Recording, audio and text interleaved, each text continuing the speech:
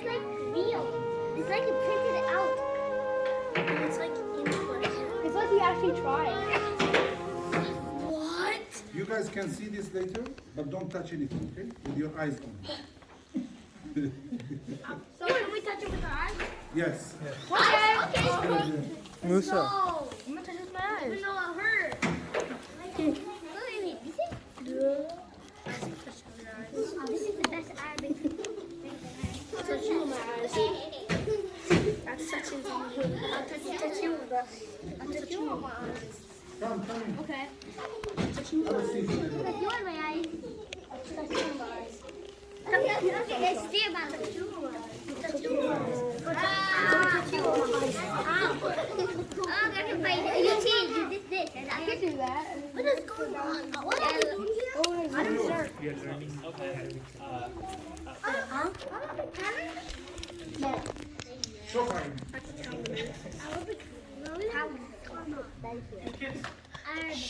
Keep it. Keep it.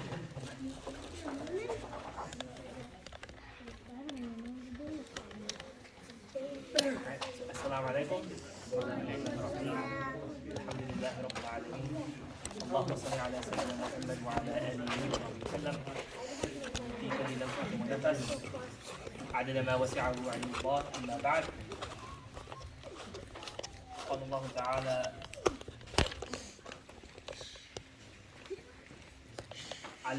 الذي علم بالقلم. Allah preserved the Quran with memorization and writing.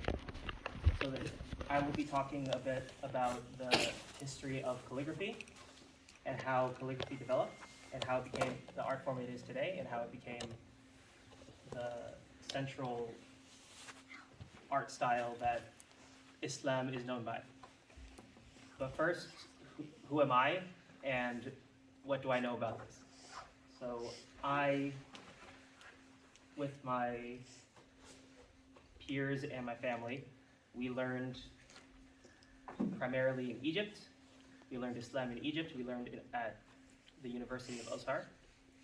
And from there, that was our basis for our authority that was our central authority for our Islamic education. And we, from there, learned what we could of the surrounding Islamic arts and sciences.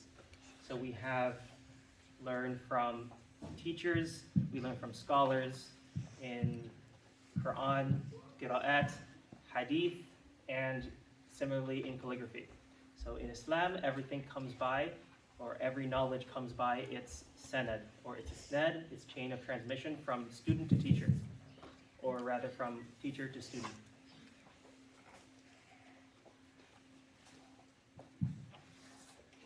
So all Islamic knowledge, or all knowledge in Islam, comes by its isnad from teacher to student. So we were given our ijazas in Quran, in Qira'at, in Hadith, and as well in Arabic calligraphy. So we teach and we also give ijazas in those disciplines. We learned Arabic calligraphy primarily from the Ottoman school of calligraphy, but of course the Ottomans came late and there was a lot of calligraphy before them as well.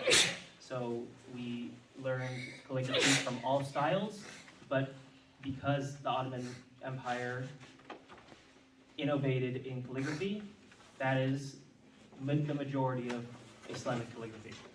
So this says Assalamu alaikum. It is a khat that is similar to what you might see in the Mus'haf. Khat al-Naskh. Khat al-Naskh is what is primarily written for the Mus'haf. But this is not Khat al-Naskh. This is a lot more playful, a lot softer. This is similar to Khat al-Thuluth, but it's not quite. It is a mixture of both from an extinct calligraphy. This is called Khat Ijaza. So it is specifically, Khat Ijaza is a sort of blend of Naskh and Thuluth qualities. But how did these sort of calligraphies become extinct? How did calligraphies develop? So the original calligraphy of Arabic.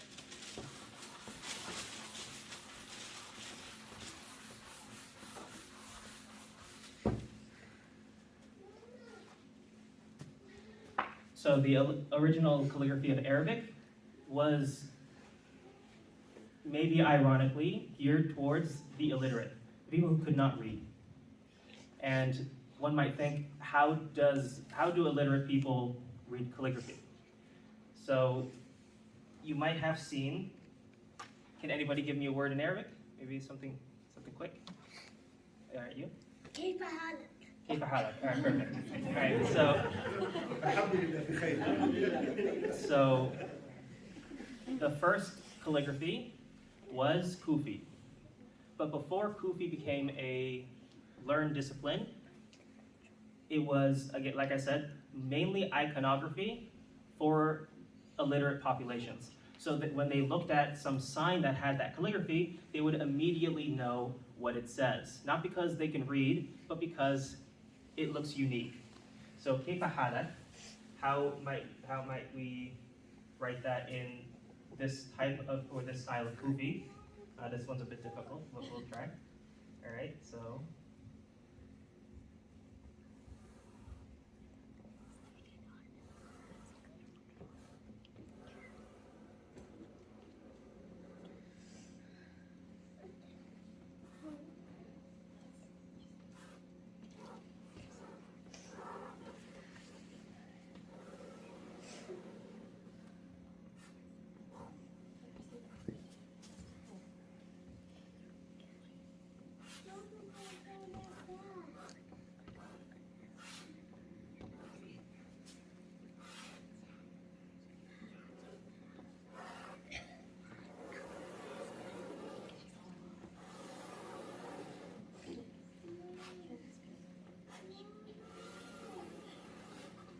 Right, so this might be something that if you don't know how to read, you might be able to identify or at least associate this with كيف حالك.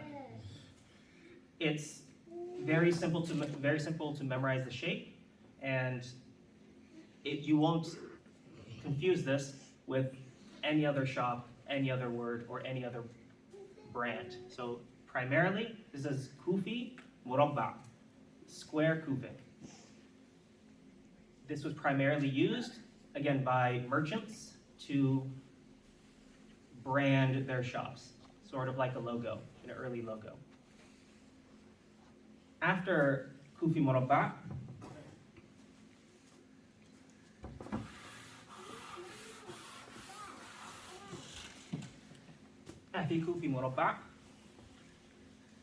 Islam became prominent.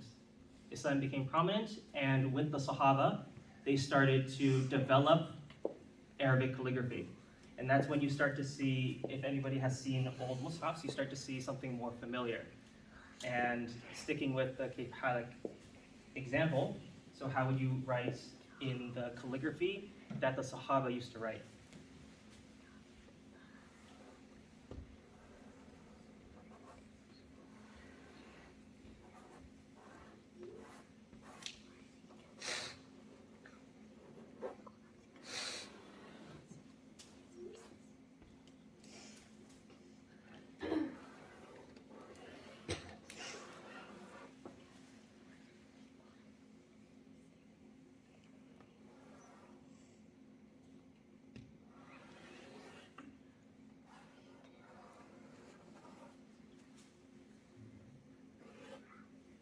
So I ran out of room there, but Kayf Halak in Kufi Mushafi. So this is the calligraphy that the Sahaba developed to make it much easier to read the Mushaf, to have a standard way of recognizing Arabic and reading Arabic. But this is very difficult to read and very difficult to write. It is not quick, and it requires a lot of long strokes and precision. So this was reserved for the Mus'haf because of how difficult it was to, again, read and write. after Kufi Mushafi,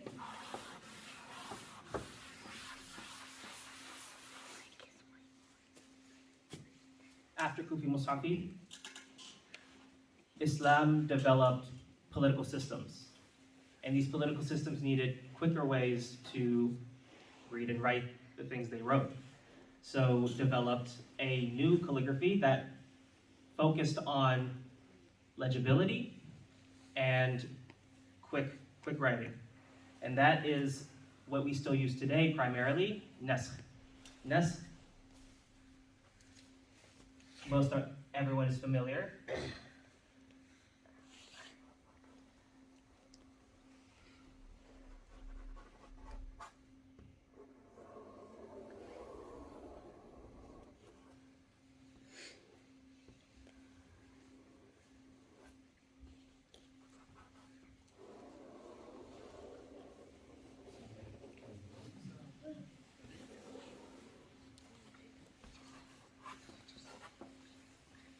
I'll stick to Kaifa from now on because the calligraphies will get bigger from here. So nasakh, it's a lot more fluid. So you can write faster, and you might notice that there's a lot of detail at the joins of the letters, where the letters join.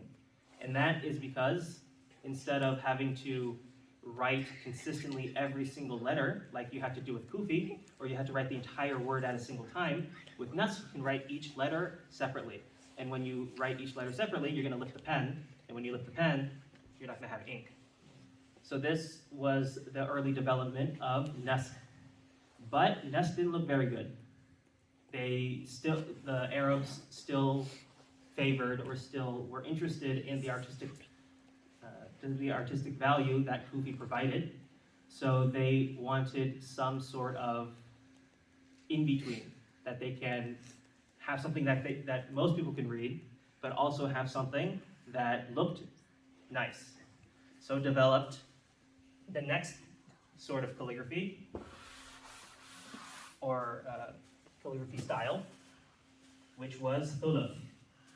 Again, sticking with Kaifa.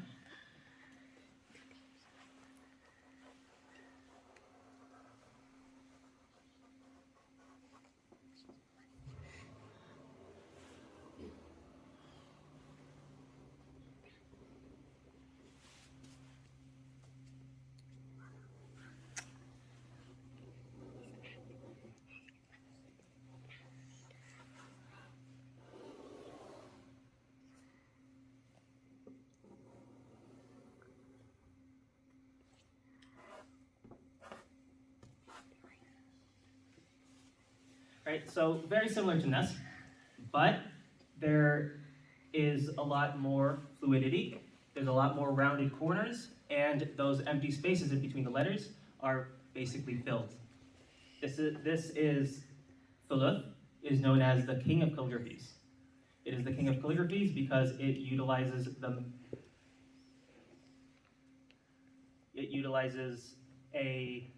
or you could say the most, or it utilizes types of manipulations of the pen that other calligraphies don't need.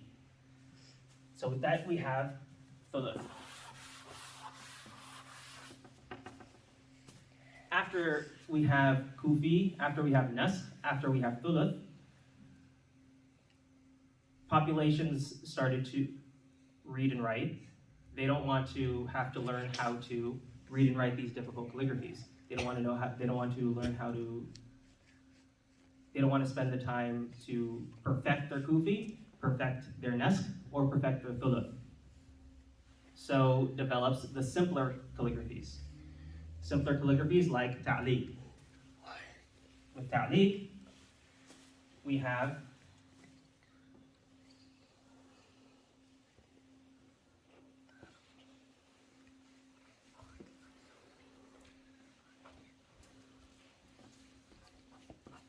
so much simpler because it takes advantage of everything that is nasakh, but you don't have to worry about lifting the pen, because although lifting the pen was what made nasakh so simple, it is also what makes it so difficult to keep your precision. Because when you lift the pen,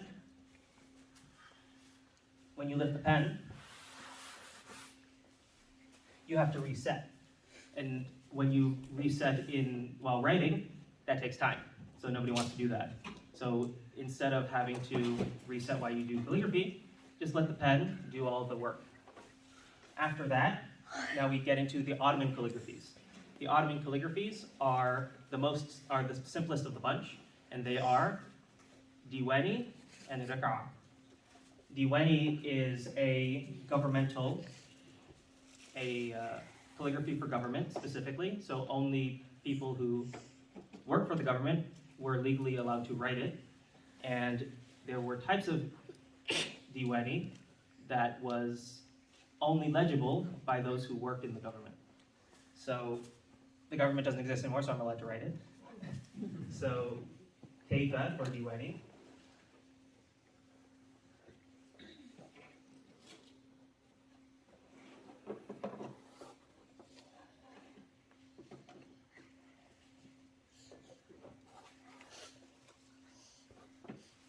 Kaifa. And for Raq'a,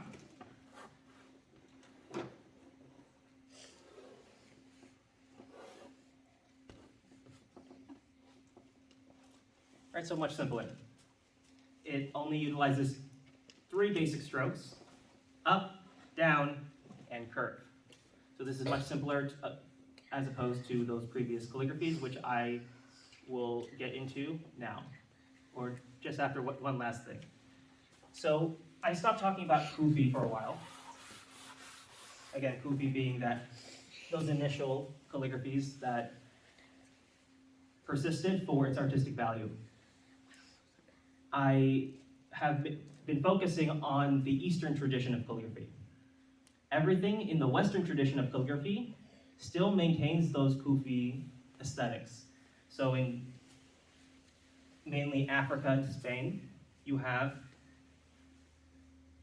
the Maghribi Kufi, or Maghribi. And what that would look like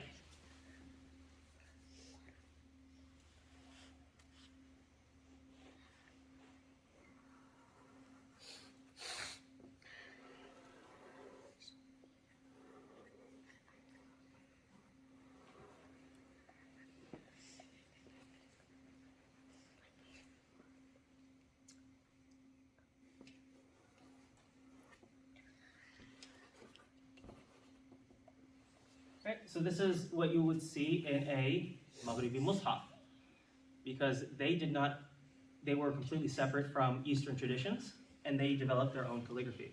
So if you have difficulty reading those Mushafs, you would need to learn how they write their calligraphies.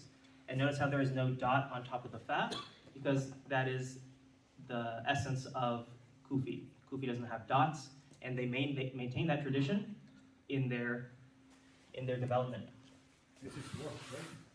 People who like to wash, they write this way. Warsh is primarily, Warsh being the qira'at, Yes. or the riwayat, part of the 10 qira'at. Warsh is, after the Ottomans, is only popular in, again, like Morocco, North Africa. North Africa. So because it is popular in those areas, they are the only ones who are writing those mushafs, and because they are the ones writing those mushafs, it's going to be in this calligraphy, yeah.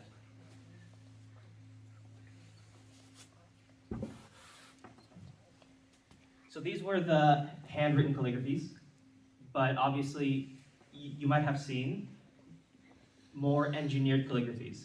So I don't have the tools to be able to accurately represent those calligraphies, so I will just write it as best I can. So starting from early examples, we have, again, types of Kufi. Kufi Fatimi.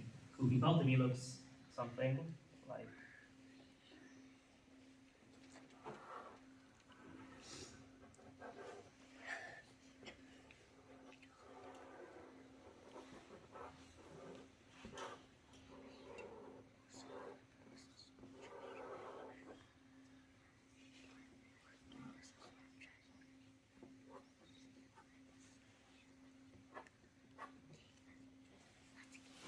Right, so this is ornamental kufi.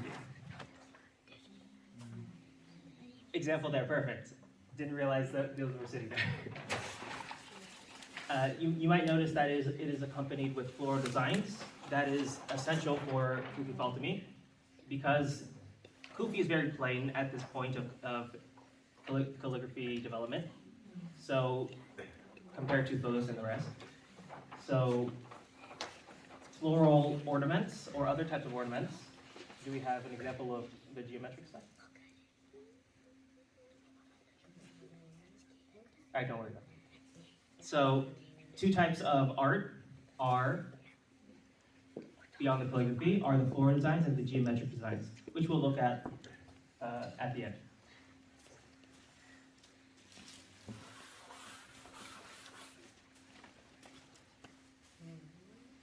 After Fatimi, again, Fatimi is mainly Eastern tradition.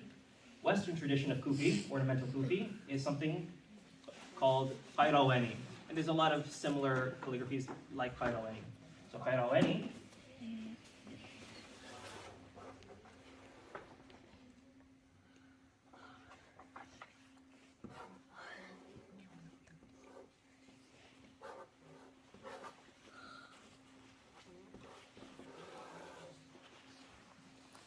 this is something that you might see in Qayrawani.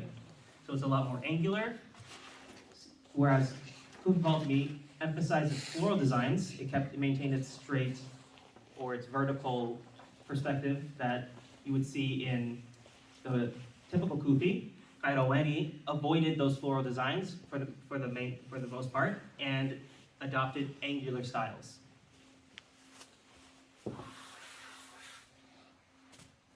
So that's an overview of the types of calligraphy. And if anyone can give me an Arabic letter, I will write them all to show the, all right, you? Edit. Maybe something else. I left this maybe a bit too simple. All right, you. Lam. All right, we'll do lam. P. Huh? I already wrote the one. Yeah. So lam is a bit more complex than edit, but not too complex. So starting with kufi.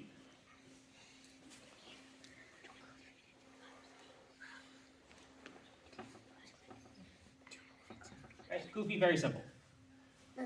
Downstroke, horizontal stroke. There's also examples of others, or there are other strokes, but in lam you're not going to have those, right? After kufi, we have nasq. In nasq,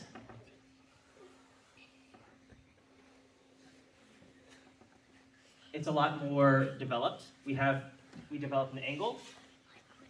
We developed ornaments, and a lot more flowiness or fluidity in this bottom line. And after kufi, really, we don't see any more straight lines for the bottom half of the letter.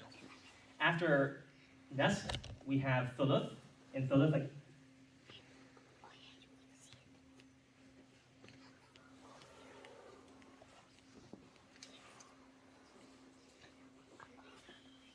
thuluth is a lot more developed. Instead of just a straight line like we did for nasq, we have a prominent curve. Not only do we have a prominent curve in the vertical stroke, we have it in every single part of the letter. So here we have a curve that goes this way, a curve that goes back, and something that goes like that. It's a lot more subtle, but every single stroke in thuluth is comprised of multiple different manipulations of the pen. After thuluth is ta'liq.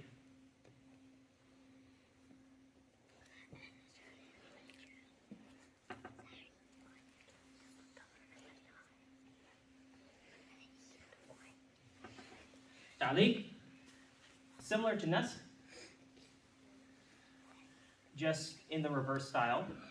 The person who developed ta'liq asked Allah to give him a calligraphy that nobody else had developed. So in a dream, he saw a goose egg. And from that goose egg, he developed the calligraphy ta'liq. So ta'liq is all about the eggs.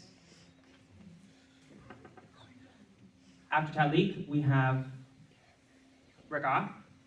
Rak'ah, similar to kufi, so to harbor back to the old styles. We have just a simple downstroke. And again, not quite a straight line, but it's very similar to what we saw back in kufi. And then diwani.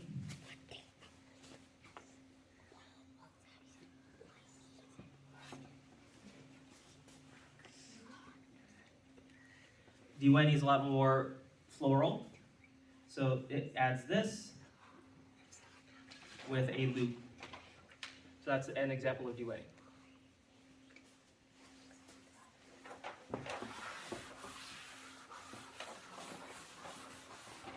Because calligraphy is primarily an art form, it was never started for legibility. It was never started for communication. It was started to look nice. Calligraphy developed initially to look nice. So because it looks nice, it has the basic standard developments of art. And art is all about the proportions. So for alif, we'll go back to alif.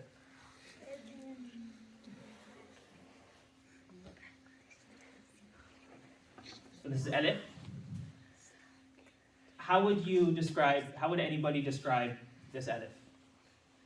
Last. It's kind of straight, but also a little bit squiggly. Kind of straight, a little bit squiggly. Any more details that you see? It's not it. It's an alif. Huh? It's yellow. It is yellow. It has like a little line right at the top. This line? Yeah. Yeah, exactly. When it's going down, it doesn't like stop straight. Mhm. It stops, turns. Stops at a turn. That's a good observation. Yeah. It has like a few corners, like a triangle, and then there's kind of like a straight line and a little curve.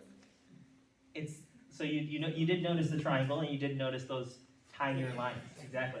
And a curve. So this alif is proportioned. Every single calligraphy is like this, but to keep it simple and keep it brief, we'll stick to the alif. We'll stick to the thuluth alif.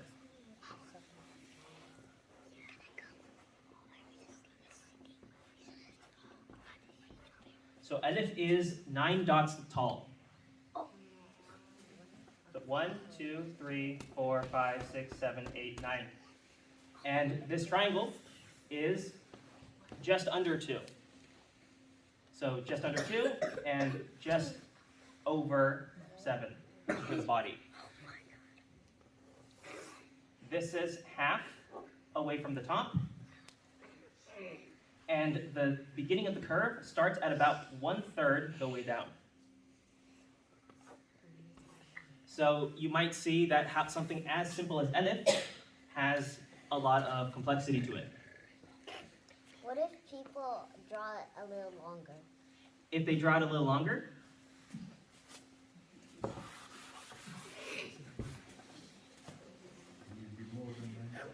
it would be more than 9 dots. So there are a lot of examples of calligraphy. Calligraphy is an art form, so it is based off the interpretation of the artist. It's what the artist wants to do. You might have seen on some flags, they have the shahada, right? La ilaha illallah. So typically it is comprised of 2 lines, or maybe even 3 depending on which flag you're looking at. So you have typically the filler words and then the name of Allah, the lafz jalala on the top, typically. So if the alifs are 9, how can we have 2 lines? Because I'm sure some of you have seen the la goes all the way down, right? So what do you do in that case? You make it longer, right? So that's how you might make it longer. And again, the things on the top are going to be shorter.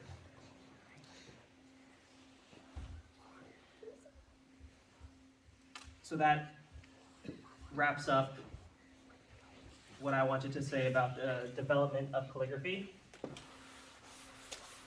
I ask a question? Mhm. So in the early Coptic, I think the most common, the second one that was the second Qur'an, which was more complicated.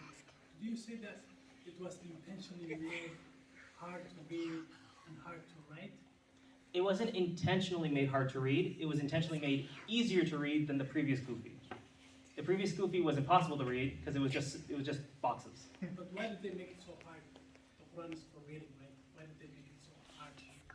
There was never an emphasis of reading the Mus'haf in the early days. It was all about the memorization and learning from a scholar, right? So because not a lot of people were able to read and write, so they're not going to sell these books. They didn't have printing back then, so it took a lot of years to write a Mus'haf even in the simplest calligraphy. So because it takes possibly 6 months to write a Mus'haf full time, you're not going to churn those out. And somebody who's spending that much time on writing the Mus'haf is not going to do something that doesn't express or engage all of their mastery over calligraphy. So they attempted to do the most beautiful calligraphy they were able to develop, and at that time that was Kufi Mushafi. Okay. Sorry, second question. The Quran that's currently being used by the Indian subcontinent, what type of calligraphy is that? So that is, you might have noticed that is a lot rounder than the Saudi copy or the Medini copy or even the Cairo copy. So it is still Nasr, oddly enough, but they opt for a smoother school. Like everything, it has schools of thought. So Nasr in the Indian subcontinent tends more towards those rounder elements, whereas in the Middle Eastern traditions, they like sharper styles. That's something that you will see very clearly if you compare Persian and Turkish traditions, because they are the most recent, and there's a lot more examples, and they're a lot more established in their calligraphies. So every letter from the Turkish calligraphy looks very different from a Persian calligrapher. Anything? All right. Which one you read on the Kaaba? On the Kaaba they write On the Kaaba. So they do quite a few, but the one that I'm thinking, specifically the emblems, is that what you're asking?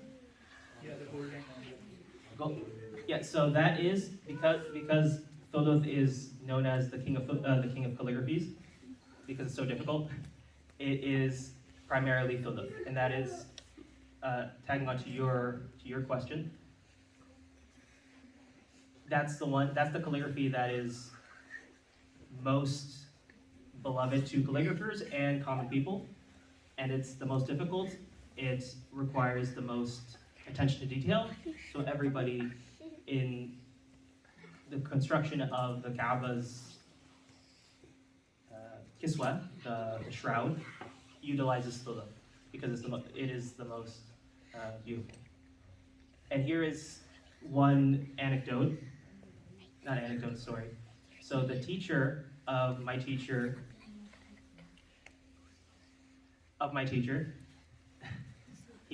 Mustafa Halim. Mustafa Halim was Yazidi. He is Ottoman. So when he passed away, his contemporary, which is also one of my ancestral teachers, he saw Mustafa Halim in a dream. He saw Mustafa Halim happy. So he asked, "Why are you so happy?" So Mustafa Halim, again, this is in the dream, Mustafa Halim said, I was given the opportunity to write Thuluth on the throne of Allah. So these take from that what you want, but thuluth has a majestic station among calligraphers and the people.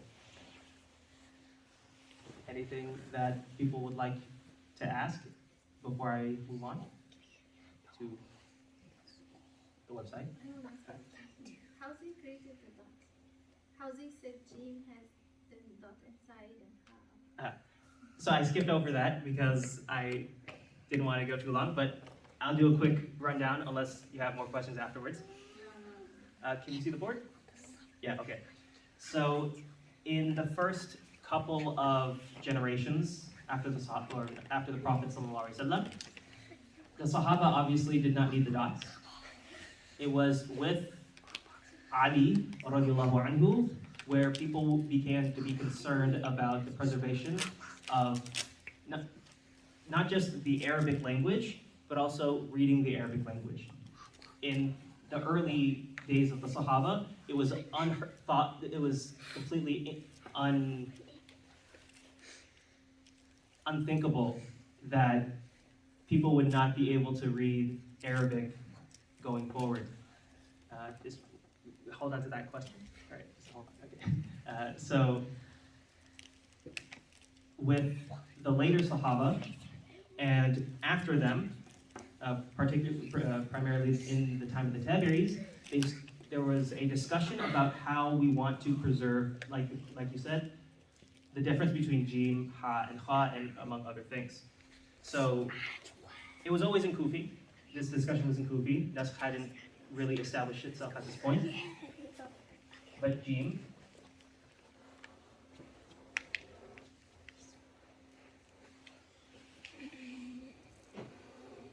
right, so there we have a singular jim. So at this point, people were discussing whether they want to put dots, they want to put lines, they want to put other types of markers. So at the beginning, for kha, they would put a line on top. That would be kha. I should have done a different letter that had more dots. But here we have ba. So for ba, one dot on the bottom. For ta, 2 lines on the top. And for tha, 3 dots, or 3 lines. And at this point, with the with the line tradition of dots, that might be a bit confusing, but to utilize lines to differentiate between ba, ta, and tha, at this point, they used the dots to determine what the letter would sound like.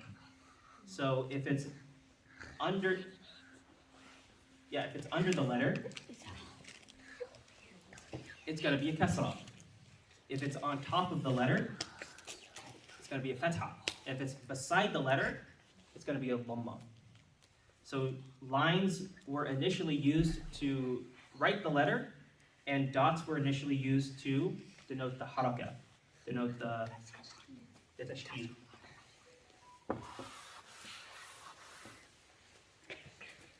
And then I want to say with the development of nasakh, because nasakh, again, flows a lot more, so it became difficult to read those lines. So I want to say with the development of nasakh is when they switched over to not dots, but squares.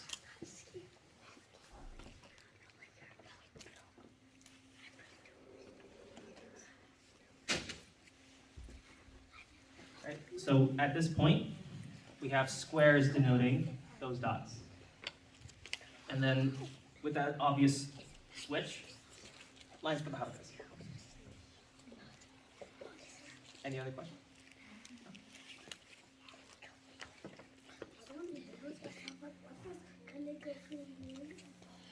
Calligraphy is the writing.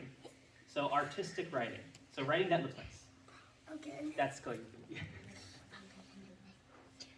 All right, so if there's no other questions, we'll just kind of wrap it up. Look at what we have on the website.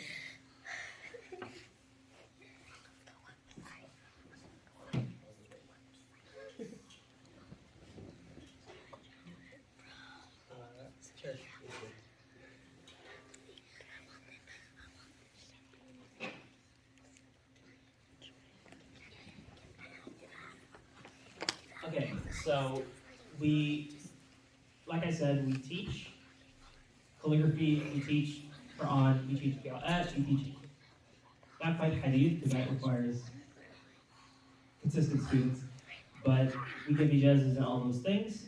So we started a website that makes it easier to, so we don't have to tell everybody exactly what we do. So here's this website that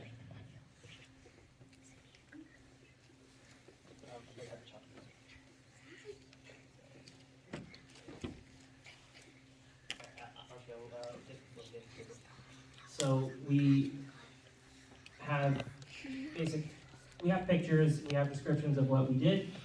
We learned in Egypt. We learned primarily in Egypt from scholars, from artists, and all those types of masters.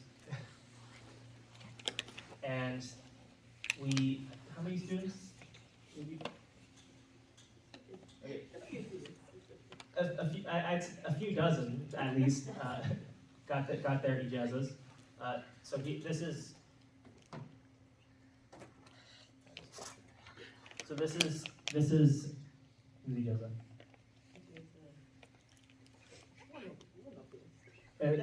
This is someone's ijazah in Ta'liq, the Farsi calligraphy. Why is the ijazah in also the language of Farsi? That's a different discussion that we don't have time for. So, Sheikh, can you explain what ijazah is? Ijazah is, the literal translation is license or permission. It is, because Islamic knowledge comes through teacher to student, it is the permission of the teacher onto the student to say, you are qualified to teach and continue the line of knowledge. So that is a quick or brief description of ijazah. So, Farsi, Ta'liq.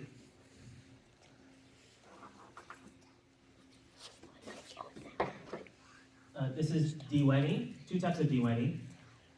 At the top, Diwani Jeli, and that is the fitman of the Ottoman style of the Ottoman Empire.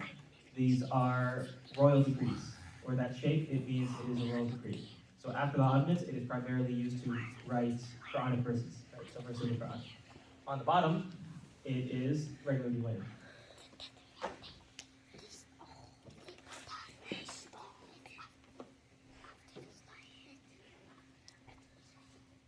I'm handling these pretty roughly because these are just pictures. Yeah, I'm not going to do this with the originals. So this is the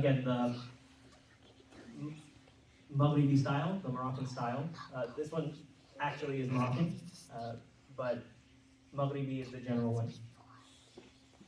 This is a Hilya. What is the Hilya? It is the hadith that describes the Prophet ﷺ, his physical features. So one of the types of ijazahs in calligraphy is to write that hadith. This, you might recognize if from previously, it is the simplest of the calligraphies, rak'ah. This different type of hilya, same hilya, different calligraphy. We don't have all our ijazahs here, but those are the main or basic four. Yeah.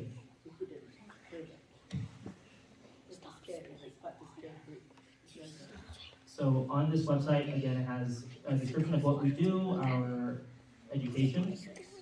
We also do commissions, as if anybody wants a special order in calligraphy, that's what we do. We also have a gallery of our previous works. It's not quite up to date, because scanning large pieces is not easy, and very expensive. So I will go through something that I like particularly. This is the Nasq and Thuluth. So this style is called Muraqqa'. Muraqqa' means a combination of Thuluth and Nasq, specifically Thuluth at the top, and then Nasq writing the bulk of the of the calligraphy. Right? So we have a lot of examples of these. This is the one that I like to write.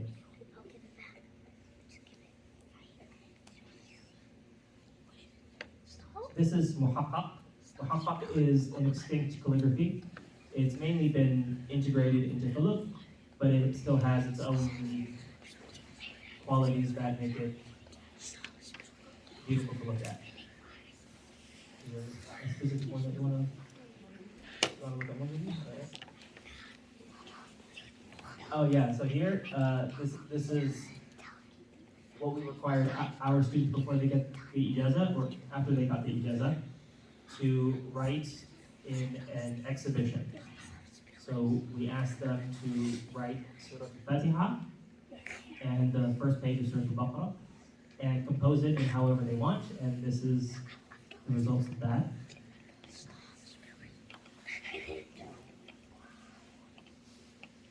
Over here, the large lawha, the large piece of the large calligraphy piece here, is Maghribi Thuluth. So, like I said, Maghribi is primarily Kufic, but with modern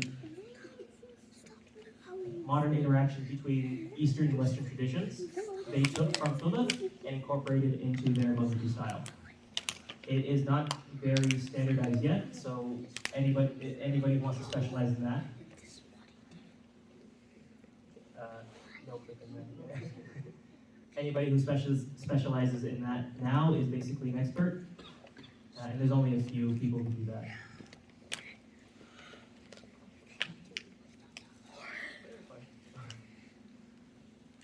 And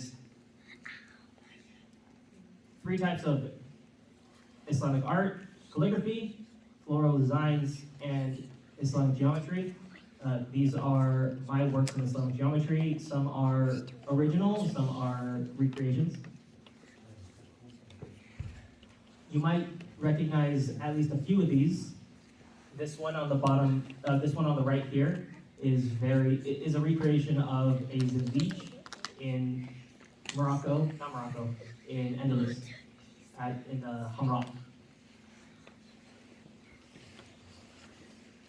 Just like Arabic calligraphy has its sophisticated traditions, so does floral designs.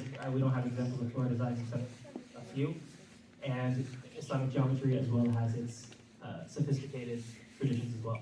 Lots of different schools of thought that are interesting to dissect and get into.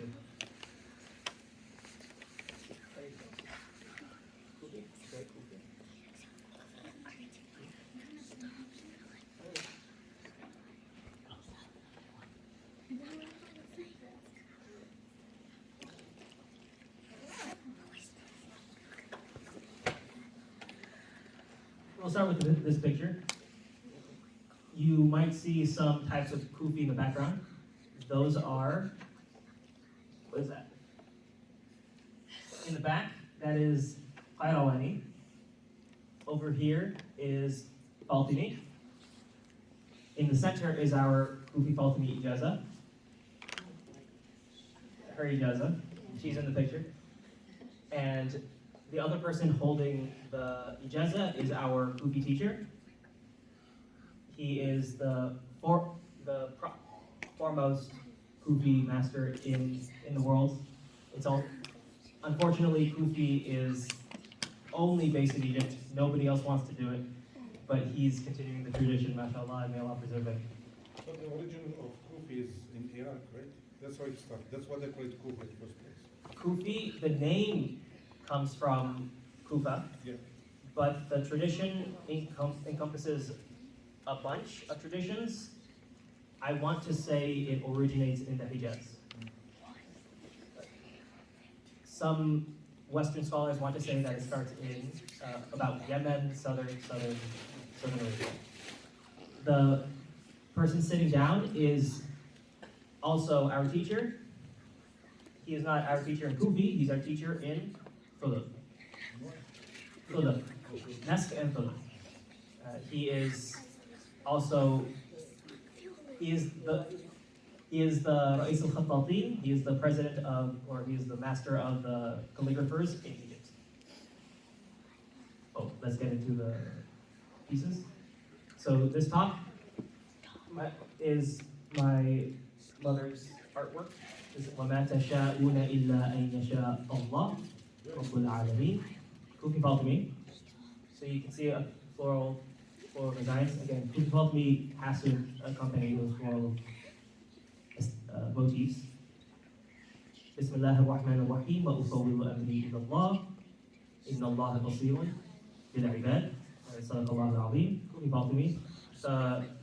The floral design is reminiscent of Kufi Mamluki, which my teacher that I showed above is attempting to recreate for preservation. There's only one example of Kufi Mamluki in buildings, and there's only a few not paper, leaflet examples. So it's on its way out. So hopefully he can figure everything out and preserve it. How long does it take you to make it, to complete a piece like that? So everyone's different, but I can tell the one that we have up here, the one on the top, I can speak because I did this one. So this one took 1 week to plan. So what does that mean in hours? I would say 15 hours to plan. And to actually do it, it took 2 weeks, at least 2 weeks, so that would be about 40, 50 hours to draw it out. Oh yeah, I'm doing that.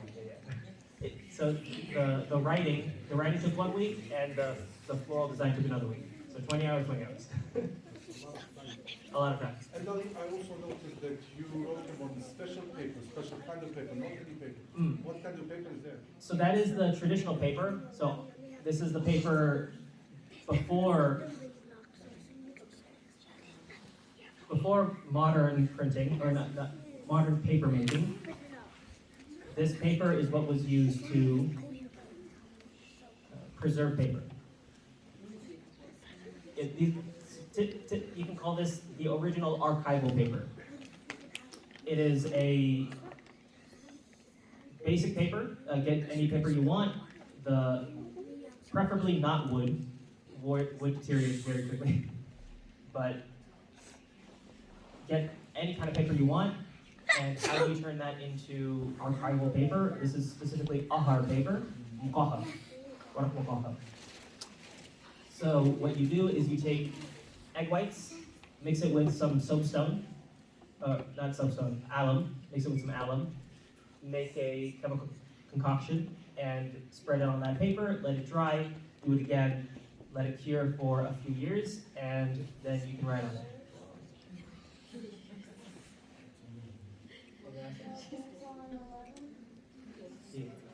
Okay, yeah, so wrapping up, this is what we do. This is what we love to do. We love to.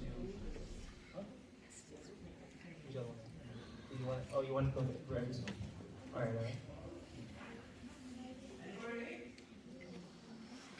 Okay. So here's ta'liq.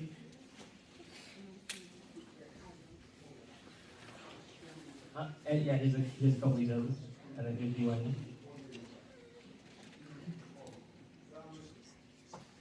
Lots of examples of Diwani. Diwani is one of the simpler calligraphies. Okay. So this is the man sitting back raising hand. So he did most of these, if not all of these.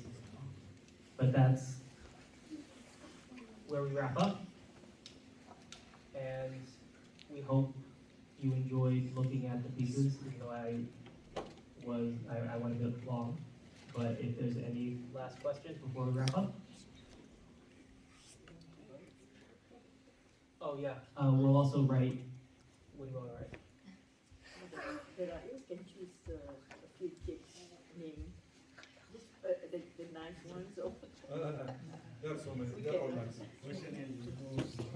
name. Okay, just call a name. I want a letter. I want a letter. The letter is Call a mean. name. Mahdi. He's the first. Unlike mean. That's Mahdi. Unlike mean. Mahdi. Name? Yes. The Is that letter. Mahdi? Yeah. Okay, Mahdi, it's okay. We write your name. You want to write I your write your name. Okay. You want Mahdi?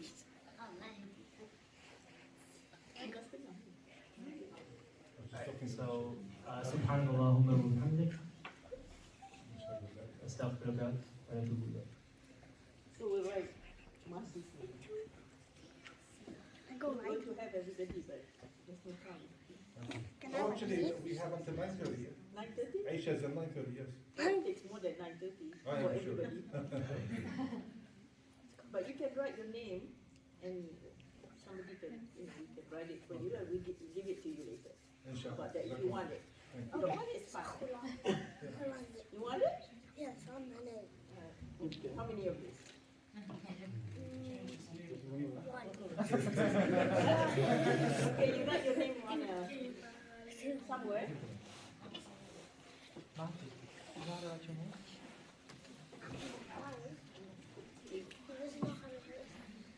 Okay, Mahdi.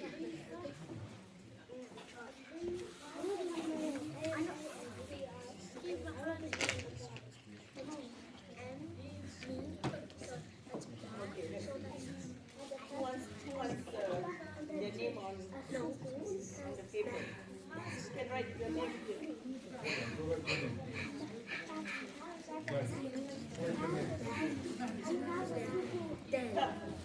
here. All the kids. Musa.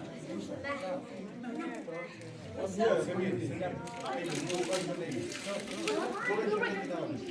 Write your name in Arabic? Yes. Yes. Is that? It's okay, we can write it for you. Why you call mine? Mahdi what? Mahdi Mahdi? Mahdi? No, Mahdi.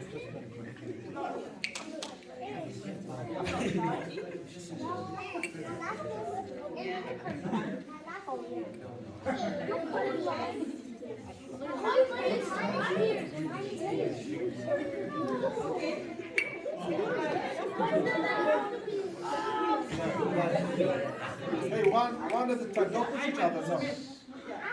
Don't push each other. They're scared there. They're not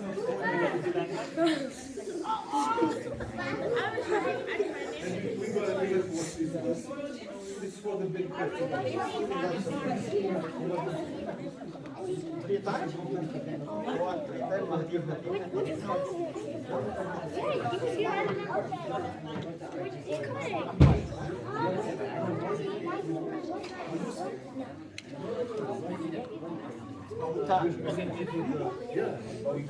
You said one thing about to negative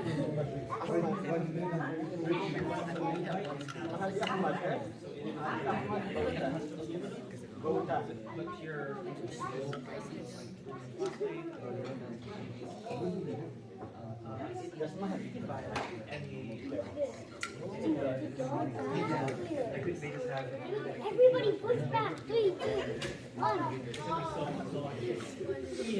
Okay, that's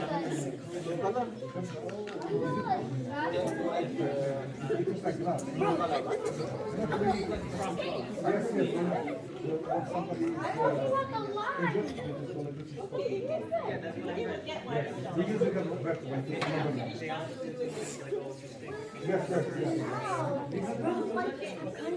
Yes, it's like a white thing, a white stone.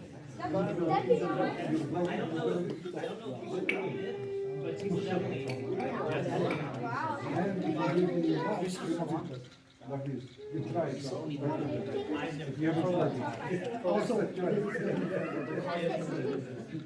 It's a rock. That was your money you used, right?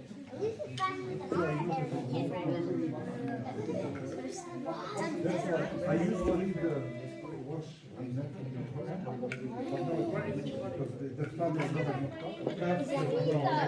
the cat becomes fat.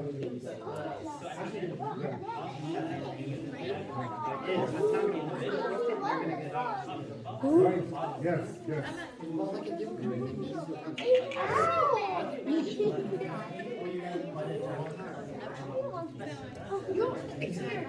بلاقي الإنسان اللي صح. Okay, everybody just do not.